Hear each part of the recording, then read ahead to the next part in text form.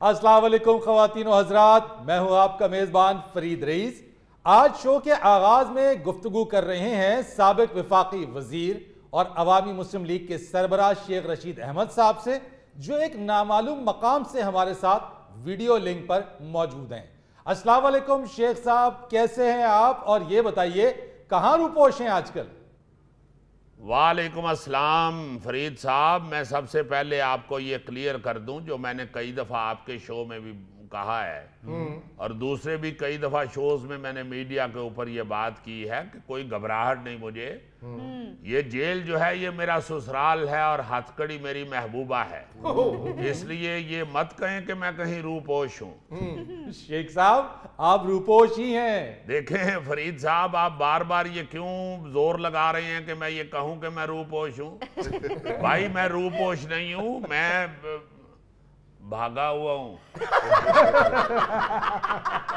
मेरी बात सुने, मैं ये जो कहता हूं कि जेल मेरा ससुराल है, तो आप माशाल्लाह सारे शादीशुदा लोग बैठे हुए हैं। आप सब ये जानते हैं कि ससुराल के साथ जरा अनबन हो तो बंदा फिर ससुराल जाने से घबराता है। शेख साहब, ससुराल का गुस्सा ठंडा करने के लिए थोड़े से आम और थोड़े से आड़ू ले जाइए।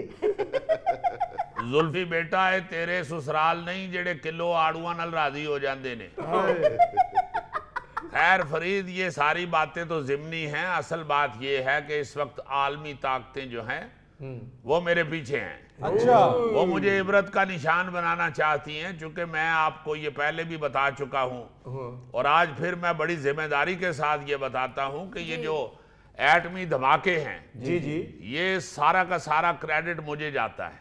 जी आप मैं जी, मैं बिल्कुल आपको ये सही कह रहा हूं कि ये सबको मालूम है, आलमी ताकतें भी जानती हैं कि पाकिस्तान के एटमी धमाके शेख रशीद ने किए हुए हैं। जी, वो तो नवाज शरीफ साहब ने किए हैं। ओ भाई, नवाज शरीफ साहब वजीर आजम थे, ठीक है, मगर उनमें इतनी ताकत नहीं थी, इतना हौसला नहीं था कि ये एटमी धमाके करें।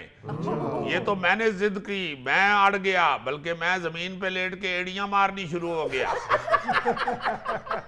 ये एटमी धमाके आज होंगे और जरूर होंगे। अच्छा, इन्होंने तो फिर मुझे चक्कर दिया, जैसे को बच्चा जिद करता है कि मुझे मोबाइल दें और वालिदैन चाइना का मसनूई खिलौना मोबाइल उसको पकड़ा देते हैं। जी जी, इन्होंने भी मुझे मसनूई चाइना का रिमोट पकड़ा दिया। उसका जब मैंने बटन दबाया तो वो लाल पीली नीली बत्तियां जलनी शुरू हो गई और उसमें से गाना शुरू हो गया, छैया छैया छैया।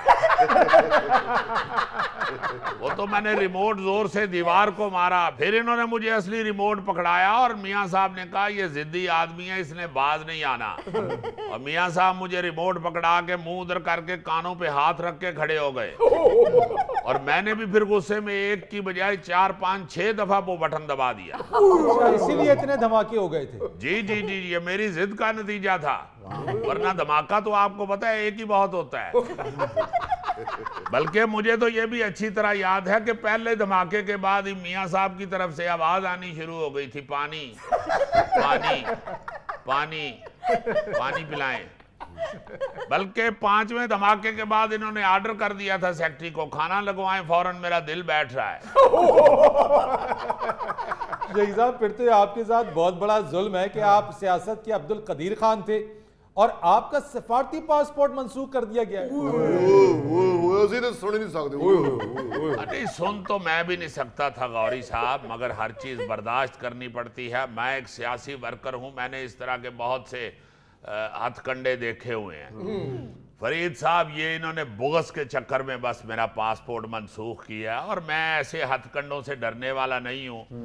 इनको अल्लाह अच्छी तरह पता है कि पासपोर्ट मनसूख करने का क्या फायदा। मैं जिस सवारी पे जाता हूँ उसमें पासपोर्ट की जरूरत ही नहीं होती। वो कौन सी सवारी है शेख साहब? ये वही सवारी है गोगे जिसके तुम पीछे बैठ जाओ तो वो आगे से खड़ी हो जाती है और तुम पीछे से ऐसे गिरते हो जैसे कुप्पी खत्म होने के बाद नशा ही गिरता है। ਇਹੋ ਜਿਹੀ ਡਿੱਗੀ ਸਵਾਰੀ ਨੂੰ ਬੰਦਾ ਪੁੱਛੇ ਨਾ ਕੀ ਹੋਇਆ ਤੇ ਉਹ ਕਹਿੰਦਾ ਮੈਨੂੰ ਤੇ ਆਪ ਨਹੀਂ ਪਤਾ ਲੱਗਾ। बहरहाल पासपोर्ट मंसूख होने पे मुझे कोई इतनी टेंशन नहीं है, क्योंकि मैं अल्लाह के फजल से इतनी वाकफियत रखता हूं कि मैं तो जहाज को हाथ दे के भी उसमें बैठ सकता हूं। शेख साहब, जिस जहाज को हाथ दे के बैठ जाते हैं ना, वो आउट ऑफ कंट्री नहीं जाता, वो ससुराल ही जाता है। वैसे फरीद साहब, ये थैले को आपने सूट भी पहनाया है, मगर लगता है ये मनहूस ही है। शेख साहब छोड़े इनकी बातों को, हालात के बारे में बताइए, किधर जा रहे हैं? देखें फरीद साहब, माशी सियासी इक्तसादी सफ़े मातम बिछी हुई है। रुपए के मुंह से कपड़ा हटा के देखते हैं तो वो मजीद फौत हो गया होता है। डॉलर से इन्होंने उसके अंगूठे बांधे हुए हैं और उसकी नाक में IMF की रुई दी हुई है। ये क्या कह रहे हैं, कैसी बातें कर रहे हैं शेख साहब? मैं बिल्कुल सही कह रहा हूं। डिफॉल्ट डार का दरवाजा खटखटा रहा है और डार दरवाजा खोलने की बजाय अंदर CD लगा के बैठा हुआ है। कुंडी ना खड़का सोने, सीधा ही अंदर आ। मगर शेख साहब, डार साहब तो कहते हैं कि पाकिस्तान डिफॉल्ट नहीं करेगा। देखें, डार साहब तो और भी बहुत कुछ कहते हैं, बंदा उनकी किस किस बात पे कान धरे। IMF के बगैर ये मसनूई बजट तैयार किया जा रहा है और इसका कोई फायदा नहीं होगा। जिस तरह चाइना वालों ने मसनूई अंडा बना लिया हुआ है, उसमें से चूजा नहीं निकल सकता, हाँ जर्दी निकल आती है। ये डार साहब ने वो बारात तैयार की हुई है जी, जहां पे शादी हाल भी है, बारात भी है, बैंड बाजा भी बज रहा है, मगर ये शादी गुड्डी गुड्डे की है।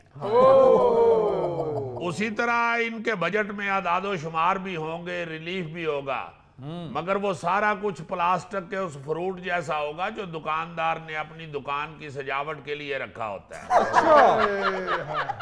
और वो प्लास्टिक का फ्रूट बड़ा फ्रेश और सेहतमंद लग रहा होता है, मगर जब कोई उसे खरीदने के लिए जाता है तो वो पेटी में से गले सड़े और दब वाले फ्रूट निकाल के दे देते। सो जिस तरह उस प्लास्टिक के फ्रूट का गाहक को कोई फायदा नहीं होगा, इसी तरह इस बजट का गरीब आदमी को कोई फायदा नहीं होगा। शेख साहब, आप ऐसे ही डरा रहे हैं। इस हुकूमत ने पेट्रोल भी सस्ता किया है, डीजल भी सस्ता किया है। पुत्र, तेरा डीजल पेट्रोल नाल की ताल्लुक है? तू शुरली ते बह के लाहौर आ जाना, शुरली ते बह के गुजरांवाले टुर जाना।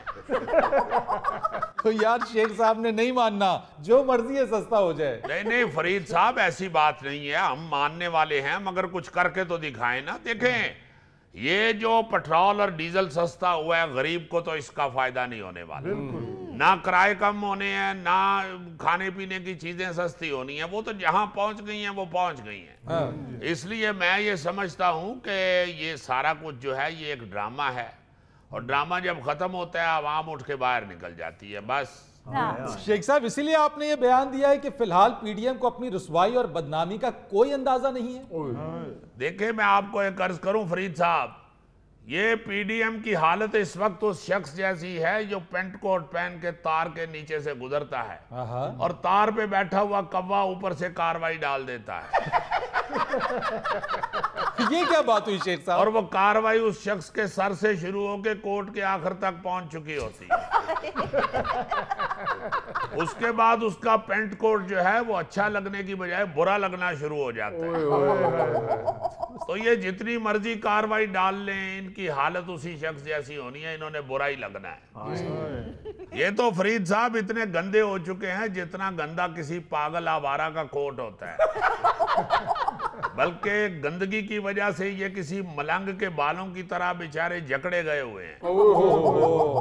और आप देखिएगा अनकरीब ये पीपल्स पार्टी और नून लीग वाले आमने सामने होंगे और शोर कर रहे होंगे, हाय हाय तेनू, हाय हाय तेनू, हाय हाय तेनू, हाय हाय।